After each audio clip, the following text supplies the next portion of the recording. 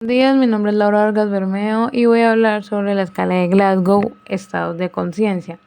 La escala de Glasgow es una herramienta utilizada para poder evaluar el nivel de conciencia de un paciente. Se utiliza para determinar la gravedad de una lesión cerebral y para así poder monitorear el progreso de un paciente.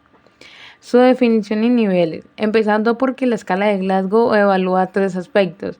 El primero, la apertura ocular AO, que la apertura ocular es uno de los componentes de la escala de Glasgow que, como ya dije, evalúa el nivel de conciencia de un paciente. La segunda, que es la respuesta verbal, RV. La respuesta verbal se refiere a la capacidad del paciente para poder comunicarse con nosotros.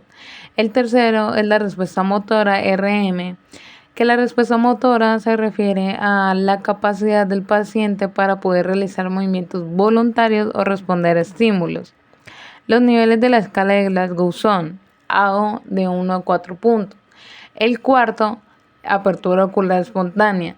La apertura ocular espontánea se refiere a que el paciente abre los ojos de manera natural y sin necesidad de estímulos externos. Esto indica que el paciente está en un estado de conciencia normal y puede responder adecuadamente a su entorno. El tercero, la apertura ocular al llamado, que la apertura ocular al llamado se refiere a que el paciente abre los ojos únicamente cuando se le llama por su nombre o cuando se le habla en voz alta. Eso indica que el paciente tiene algún nivel de conciencia y puede responder a estímulos auditivos. El segundo, la apertura ocular al dolor, que la apertura ocular al dolor se refiere a que el paciente únicamente abre los ojos cuando se le aplica un estímulo doloroso, ya sea un pellizco o una presión en el cuerpo. Esto indica que el paciente tiene un nivel de conciencia disminuido y solo responde a estímulos intensos. El primero, que es la no apertura ocular. La no apertura ocular se refiere a que el paciente no abre los ojos incluso cuando se le aplica un estímulo doloroso o cuando se le habla en voz alta o también cuando se le llama al nombre. Esto indica que el paciente tiene un nivel de conciencia muy disminuido o que está en coma. El RB, que va de 1 a 5 puntos. El quinto, que es cuando está orientado y conversacional. Esto significa que el paciente está consciente y está alerta, que puede mantener una conversación coherente y lógica. También que el paciente responde adecuadamente a preguntas y puede expresar sus pensamientos y sentimientos de manera clara. Que está orientado en tiempo y espacio, es decir, sabe dónde está y qué hora es. El cuarto, que está confuso pero conversacional. Esto significa que el paciente puede mantener una conversación, pero puede estar confundido o desorientado. Puede tener dificultades para recordar eventos o detalles muy específicos. Puede responder de manera alerta, lenta o inexacta a preguntas. Puede estar desorientado en tiempo o espacio. Tercero, palabras inapropiadas. Esto significa que el paciente puede emitir palabras pero no son coherentes o relevantes para la conversación que estamos teniendo o que el paciente está teniendo.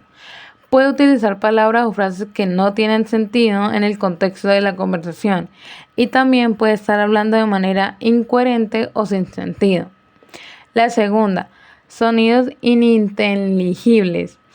Eso significa que el paciente puede emitir sonidos pero no son palabras o frases coherentes. Puede estar haciendo ruidos o sonidos que no tienen sentido o también no puede estar comunicándose de manera efectiva a través del lenguaje. La primera es la no respuesta verbal. Eso significa que el paciente no responde verbalmente a estímulos, no emite sonidos o palabras y definitivamente no puede comunicarse de manera verbal. RM, que va de 1 a 6 puntos. El sexto, obedece órdenes. Significa que el paciente puede realizar movimientos voluntarios y obedecer órdenes simples que le damos. Puede seguir instrucciones y realizar acciones específicas. Y demuestra capacidad para controlar sus movimientos y responder a sus estímulos. Quinto, localiza el dolor. Esto significa que el paciente puede localizar el estímulo doloroso y responder adecuadamente.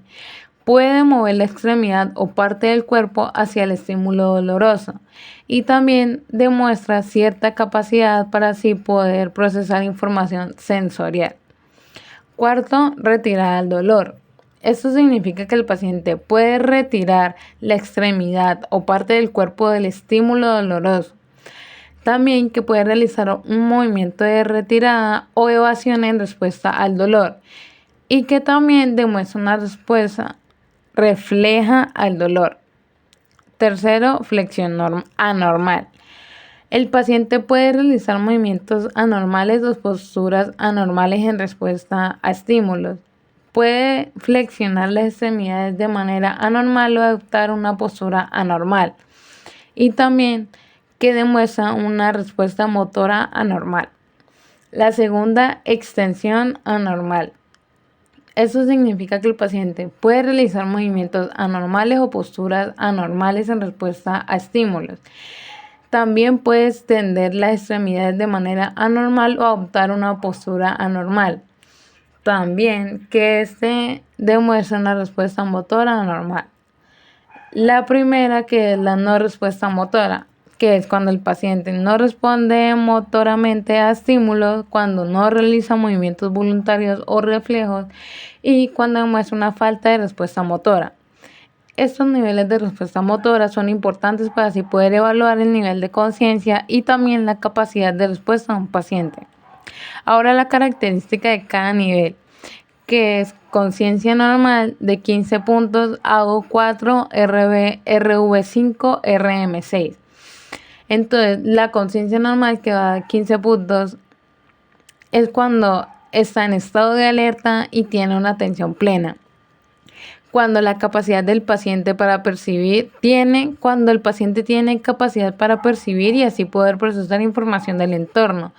Cuando el paciente tiene una respuesta adecuada a estímulos y cuando éste tiene la capacidad para realizar tareas y actividades con normalidad.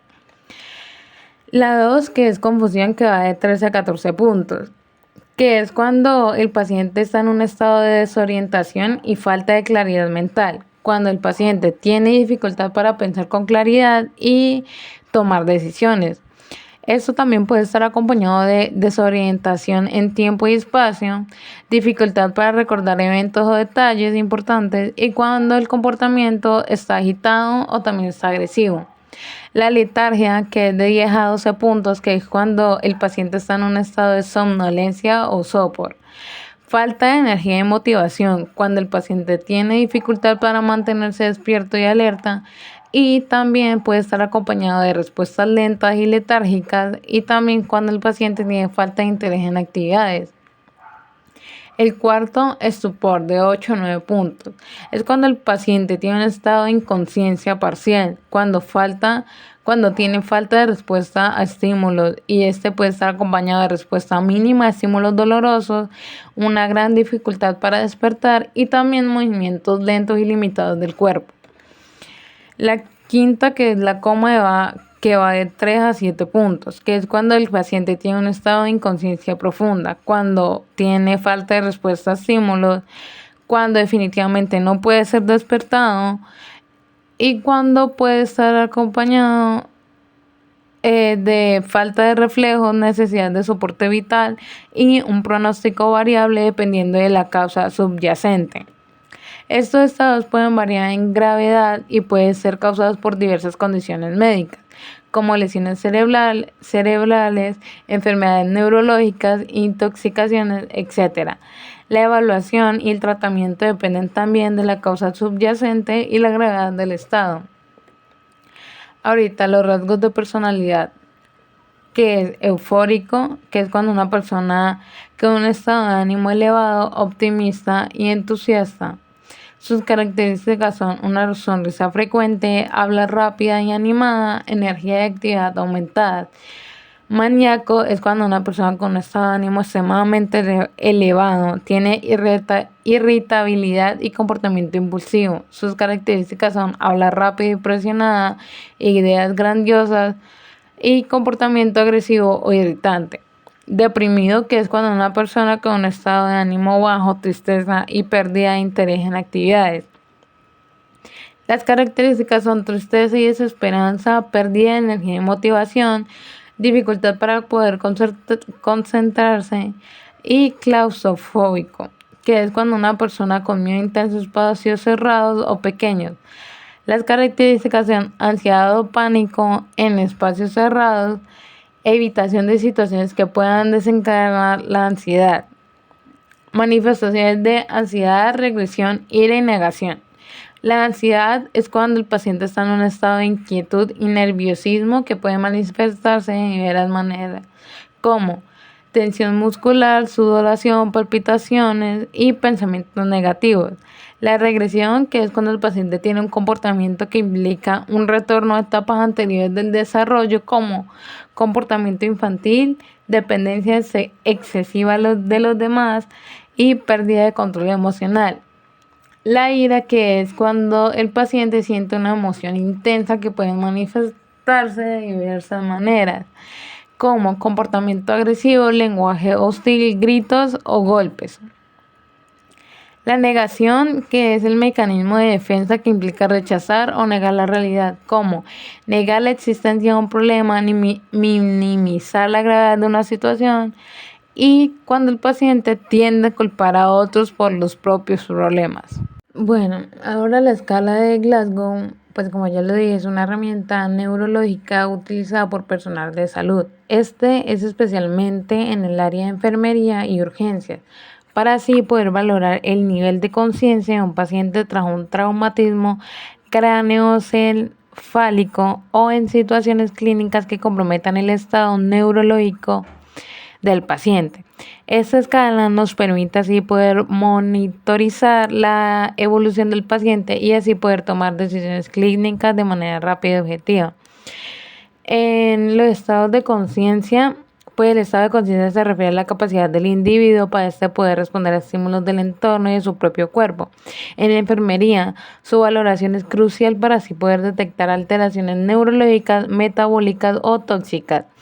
Los niveles y las características es en conciencia plena, o sea, alerta, el paciente está orientado en tiempo, espacio y persona, responde adecuadamente a estímulos verbales y del entorno. La segunda es la somnolencia, que esto significa que el paciente está en un estado de sueño ligero. También que el paciente despierta fácilmente con estímulos verbales, responde adecuadamente y puede volver a dormirse.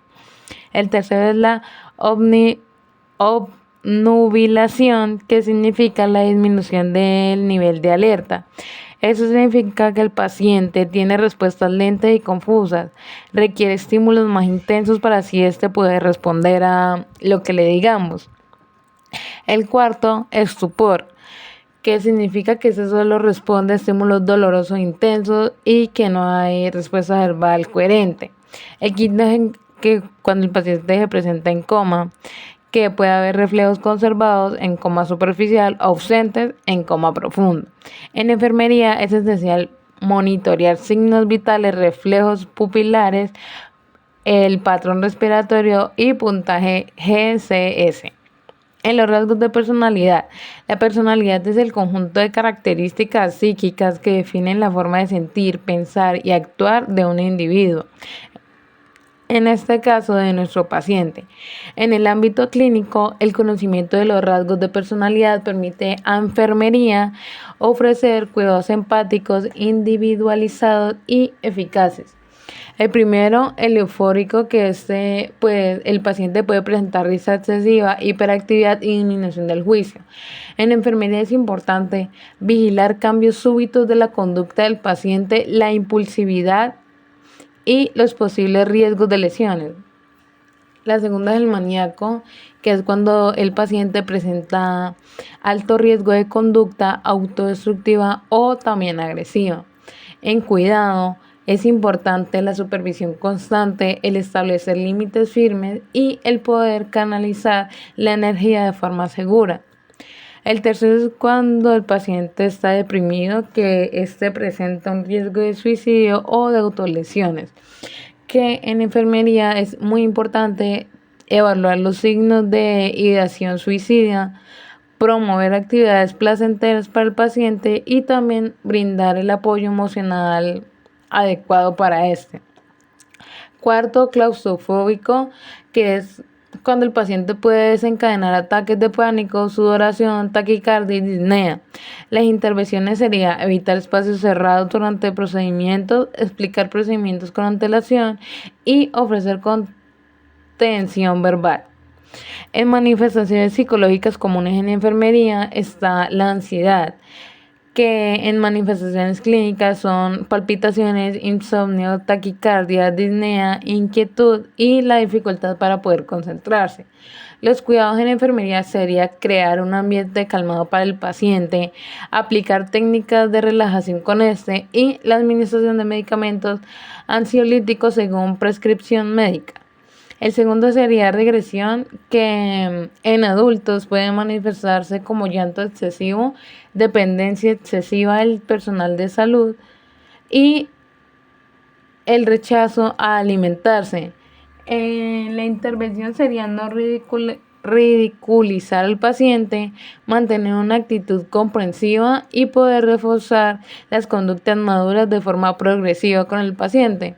El tercero sería la ira, que es cuando el paciente presenta gritos, un lenguaje ofensivo, gestos agresivos o conductas violentas. Para los cuidados sería mantener una distancia segura con el paciente, hablarle con un tono bajo y tranquilo, permitir la expresión verbal de emociones y buscar el apoyo de seguridad institucional si es necesario. El cuarto es la negación, que es cuando el paciente presenta un rechazo al diagnóstico, falta de adherencia al tratamiento y minimización de síntomas. Para sus cuidados sería importante escuchar sin confrontar directamente, brindar una información clara al paciente y repetitiva y respetar los tiempos del paciente para asimilar la realidad. En la escala de Glasgow, algunos datos serían que un paciente puede tener los ojos abiertos 4 puntos y aún así estar en coma si no tiene respuesta verbal ni motora. Por eso, siempre se suma el total y no se evalúa solo un aspecto. El otro dato importante sería que el cambio de un solo punto en la GCS puede indicar un deterioro neurológico muy grave. Por eso debe registrarse cada 1-2 horas en pacientes críticos. Otro dato sería que en pacientes intubados la puntuación verbal se sustituye por una T, por ejemplo 10T, lo que puede confundir si no se documenta correctamente. Otro es que la escala fue creada en 1974 en Escocia y hasta hoy sigue siendo la escala más usada en todo el mundo para así poder valorar el coma. En los estados de conciencia, algunos datos es que el cerebro puede mostrar actividad eléctrica incluso en estados comatosos, pero el paciente no puede reaccionar por daño en vías motoras o de conciencia. Otro es que algunos pacientes en estado de mínima conciencia pueden responder a su nombre o seguir objetos con los ojos, lo que puede confundirse con su mejoría neurológica. El coma inducido médicamente se usa para proteger el cerebro después de traumas severos o convulsiones incontrolables. El síndrome de enclaustramiento puede simular coma, pero el paciente está consciente y solo puede mover los ojos. En los rasgos de personalidad, algunos datos o curiosidades sería que los estados eufóricos y maníacos pueden parecer positivos, pero esconden altos riesgos de comportamientos peligrosos o de autolesiones en el paciente. El estado maníaco puede durar días sin que el paciente duerma ni sienta algún tipo de cansancio, lo que acelera el agotamiento físico y así empeore obviamente al paciente. Los rasgos claustrofóbicos pueden activarse en un TAC o en una resonancia magnética, lo cual puede provocar un ataque de pánico durante el procedimiento. Y hay algunos casos clínicos en donde el mismo paciente presenta síntomas de depresión y manía al mismo tiempo, que es o se le llama un estado mixto, así esté dificultando el diagnóstico. En manifestaciones psicológicas, algunos datos sería que la ansiedad puede provocar síntomas físicos tan intensos que estos simulan un infarto, como el dolor torácico, taquicardia y disnea. La ira no tratada adecuadamente puede volverse agresión física hacia el personal de salud, especialmente en pacientes con enfermedades mentales o neurológicas. La negación puede ser tan fuerte que el paciente ignora síntomas tan graves, incluso ante diagnósticos como cáncer o VIH. Una enfermera que sabe identificar cambios sutiles en el estado de conciencia, personalidad o el comportamiento del paciente puede salvar una vida antes que el diagnóstico médico llegue.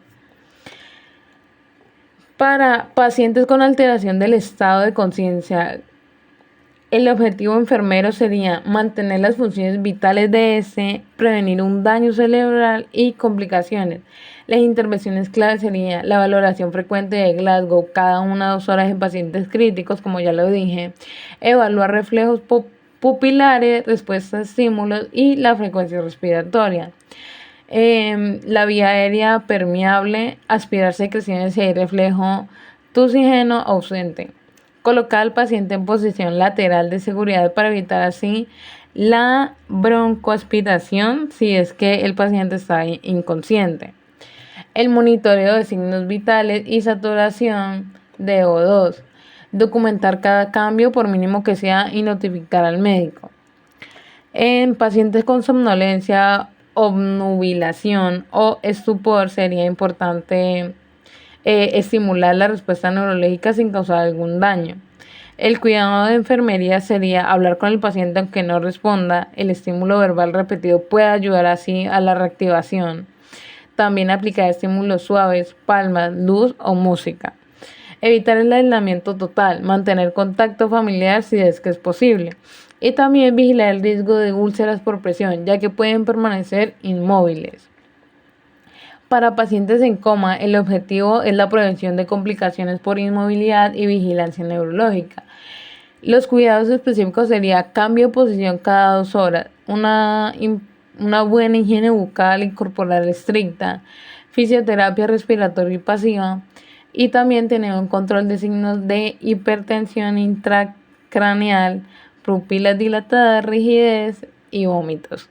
También es importante la nutrición por sonda o vía enteral según indicación médica. Para pacientes con rasgos de personalidad alterados, eufórico o maníaco, sería importante mantener un ambiente tranquilo, sin sobreestimulación, no discutir ni contradecir de forma brusca al paciente, establecer límites claros y respetuosos, redirigir la energía con actividades seguras y también una supervisión constante con el paciente si es que hay riesgo de fuga o de autolesión. Para un paciente deprimido es importante observar los signos de riesgo suicida, frases como ya no vale la pena o me quiero ir. Establecer una relación de confianza y escuchar sin juzgar al paciente. Estimular contacto con familiares o redes de apoyo. Fomentar rutinas básicas como bañarse, alimentarse y dormir bien. Supervisar la adherencia a tratamientos farmacológicos. Y para un paciente claustrofóbico es importante evitar encierros innecesarios, habitaciones cerradas o algún tipo de ascensor. Explicar cada procedimiento con anticipación al paciente, permitir presencia de un familiar si es que éste lo tranquiliza, usar algunas estrategias de respiración profunda o distracción y así también administrar ansiolíticos si es que estos están indicados. Para pacientes con manifestaciones psicológicas como ansiedad, sería importante hablarle con un tono bajo y pausado, retirar estímulos que generen ansiedad como ruido o luces fuertes, enseñar respiración diafragmática o técnicas de relajación, aplicar contención emocional, estar presente y mostrar empatía. Si hay crisis de pánico, sería importante acompañar al paciente, mantener un contacto visual y no dejarlo solo. Para pacientes con regresión sería importante no ridiculizar ni infantilizar al paciente, reforzar positivamente las conductas maduras, aseo, comunicación. Ser paciente y comprensión muchas veces es temporal. Brindar estructura diaria como horarios, rutinas y actividades. Para pacientes con ira es importante no discutir ni enfrentarse con el paciente. Hablarle con calma y firmeza, mantener una distancia física segura, activar protocolos y riesgo de agresión, botón de código, seguridad, etc. Canalizar la emoción, permitir que éste lo exprese lo que siente sin juicio. Para pacientes con negación sería importante repetir la información médica a momentos adecuados sin forzar al paciente. Validar la emoción del paciente sin confirmar la distorsión. Entiendo que esto es difícil de aceptar, etc. Facilitar apoyo psicológico si persiste la negación ante enfermedades graves. Fomentar la participación progresiva en el cuidado. Ahorita algunas preguntas que se podían tener sobre la escala de Glasgow sería ¿cómo modificarías la valoración en un paciente sedado o bajo ventilación mecánica? La respuesta verbal no puede evaluarse, así que esta se registra como T, que significa por tubo. La puntuación total se escribe como GCS10T. Por ejemplo, debes concentrarte en la respuesta ocular y motora. Otra sería si hay extensión anormal, o sea, descerebración, ¿qué áreas están comprometidas? Hay lesión grave en el tallo cerebral inferior, o sea, el mesencéfalo. Es más grave que la flexión anormal, la decorticación. ¿Qué limitaciones tiene la GCS en lesiones del tallo cerebral? Puede sobreestimar el estado neurológico porque muchos reflejos del tallo no se valoran en la escala. Esto es necesario complementarla con reflejos pupilares, signos vitales y otros tipos de escalas. Porque un paciente con GCS15 puede tener hemorragia cerebral activa. Esto porque el sangrado puede ser lento o estar en zonas no funcionales inicialmente. El Glasgow no detecta cambios estructurales, solo respuesta clínica observable. ¿Qué haría si un paciente fluctúa entre GCS 14 y 9? Sería importante notificar de inmediato al médico, iniciar un protocolo de deterioro neurológico, elevar cabecera, asegurar la vía aérea, oxígeno y monitoreo continuo. En estados de conciencia, algunas preguntas serían como ¿cómo diferenciar coma, estado vegetativo y síndrome de enclaustramiento? El coma es cuando el paciente está sin respuesta ni conciencia. Cuando está en estado vegetativo, tiene ciclos de sueño, vigilia, pero sin interacción con el entorno.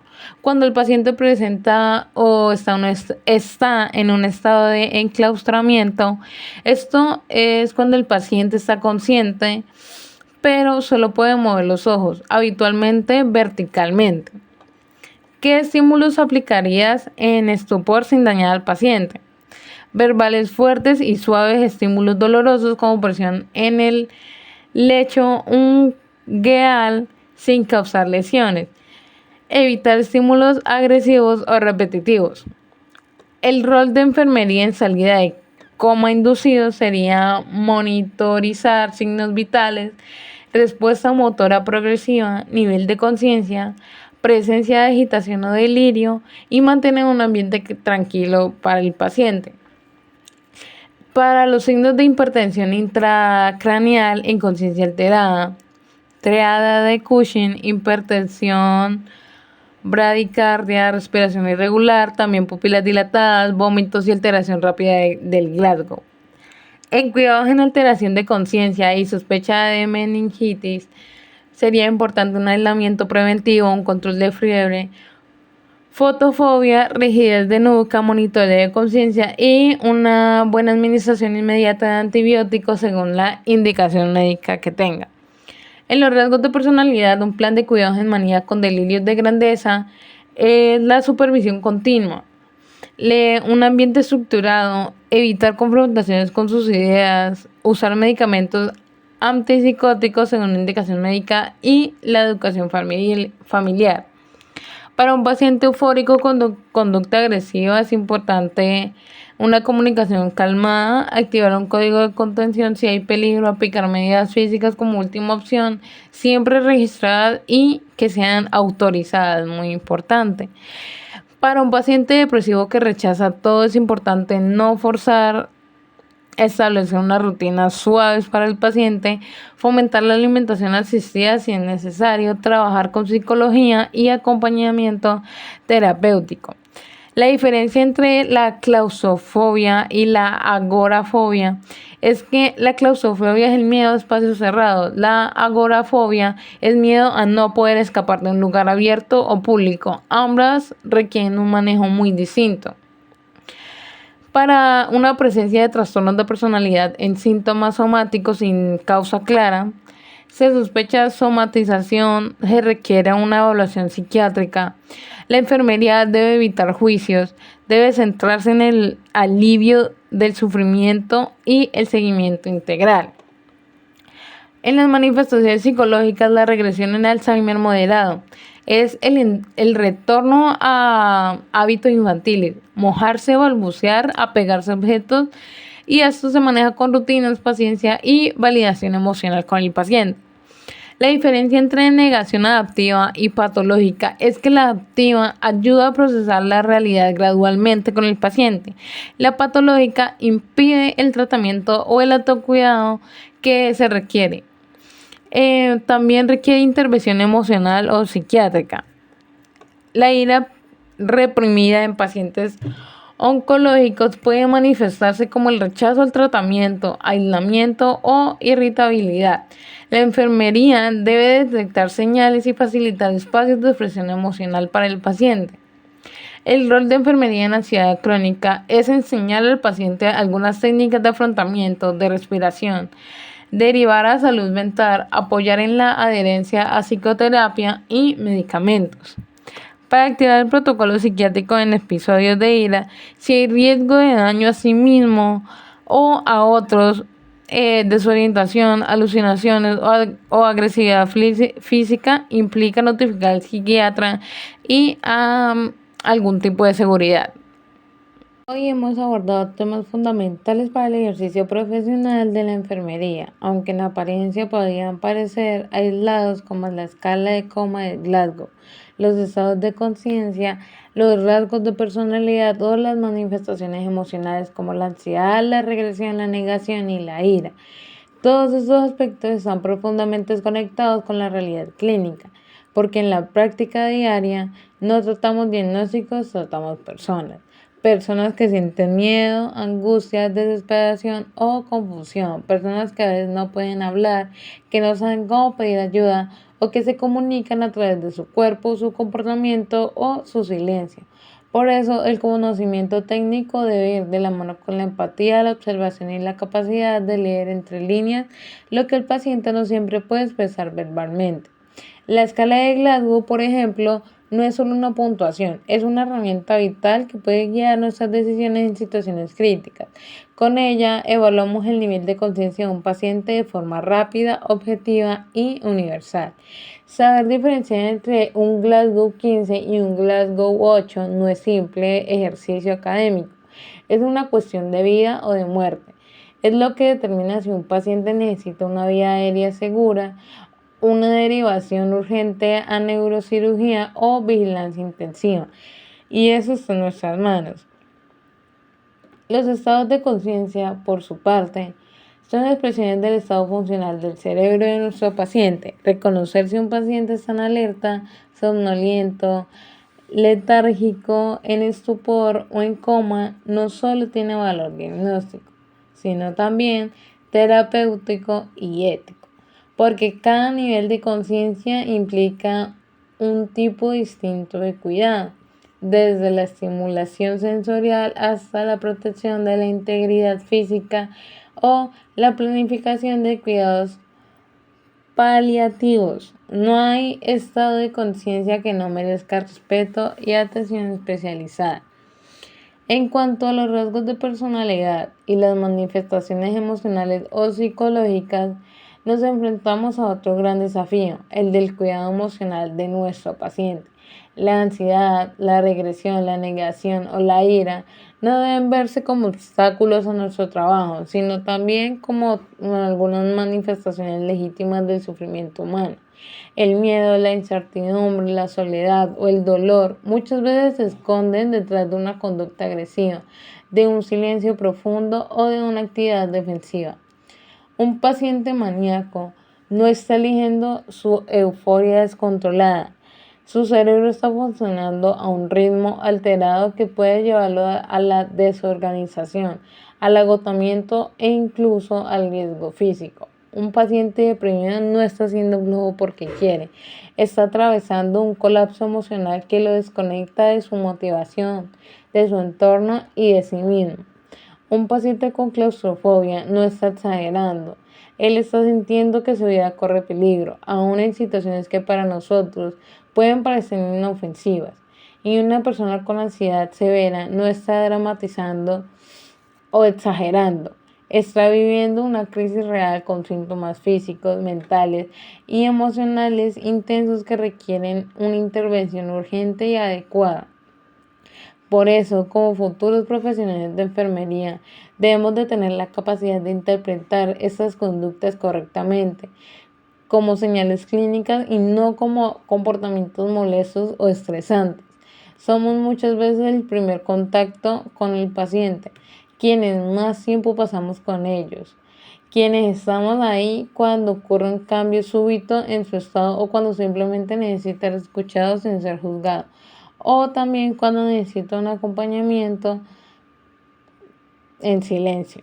Las manifestaciones emocionales como la negación, la ira, la regresión o la ansiedad forman parte de las reacciones esperadas ante situaciones traumáticas o difíciles de aceptar.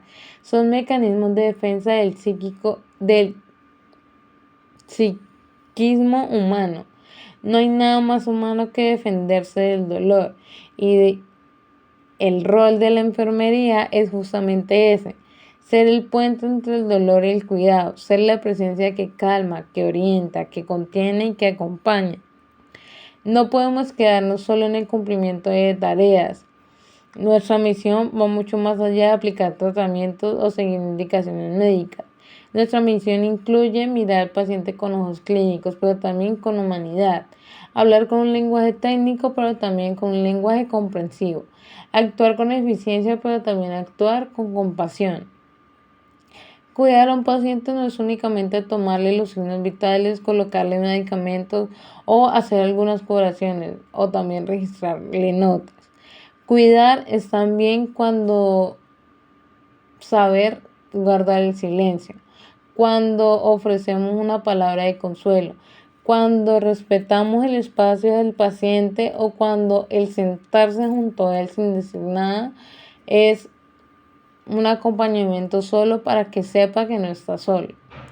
Por eso es importante entender que nosotros formamos en esos temas. No es un lujo ni un complemento, es una necesidad ética, profesional y humana, porque cuando más sepamos de estos aspectos neurológicos, emocionales y psicológicos, mejores decisiones tomaremos y mejores cuidados le ofreceremos a nuestros pacientes. Recordemos que siempre la enfermería no es solo la ciencia ni solo la vocación, es una fusión entre conocimiento, intuición, observación y presencia.